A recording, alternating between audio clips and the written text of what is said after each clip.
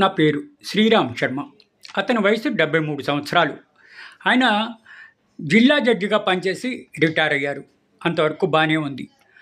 దురదృష్టవశాత్తు ఆయన bank account నుంచి 1,66,00,000 రూపాయలు మాయం చేశారు దొంగలు, ఫ్రాడ్స్టర్స్.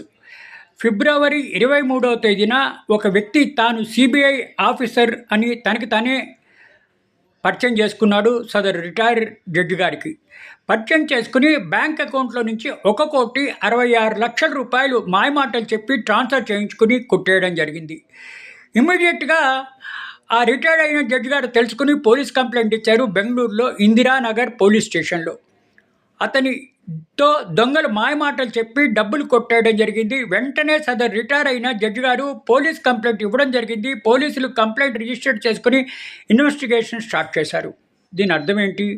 ఎవ్వరూ కూడా ఎవరి మాయమాటలు లొంగద్దు, మీ బ్యాంక్ అకౌంట్ చెప్పద్దు, మీ పేరు సరిగ్గా చెప్పకూడదు, తెలియని వాళ్ళతో పరిచయాలు చేసుకోకూడదు.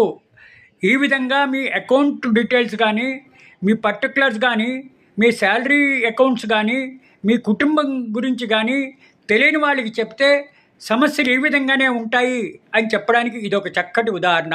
ఆయన రిటైర్డ్ జడ్జి గారు డబ్బులన్నీ రిటైర్ అయిన తర్వాత ప్రావిడెంట్ ఫండ్, గ్రాట్యుటీ అవన్నీ కూడా గవర్నమెంట్ వాళ్ళు ఇస్తే సేవ్ చేసుకున్నాడు. ఈ డబ్బులన్నీ మాయమాటలు చెప్పి వాడు ఎత్తుకుపోయాడు. చూసారా? ఆ వృద్ధాప్యంలో ఇప్పుడు రూపాయి కూడా లేకుండా బాధపడుతున్నాడు న్యాయమూర్తిగా రిటైర్ అయిన ఆ జడ్జి గారు. కాబట్టి దయచేసి ఎవ్వరూ కూడా తెలియని వాళ్ళకి మీ బ్యాంక్ అకౌంట్స్ కానీ, మీ రహస్యాలు కానీ, మీ డబ్బుల విషయాలు కానీ చెప్పకుండా ఉండండి. ఇదే మీకు ఇదొక్క ఉదాహరణ. కాబట్టి దయచేసి ఇవన్నీ చెప్పకండి, చెప్పి కష్టాలు కొనుక్కోకండి.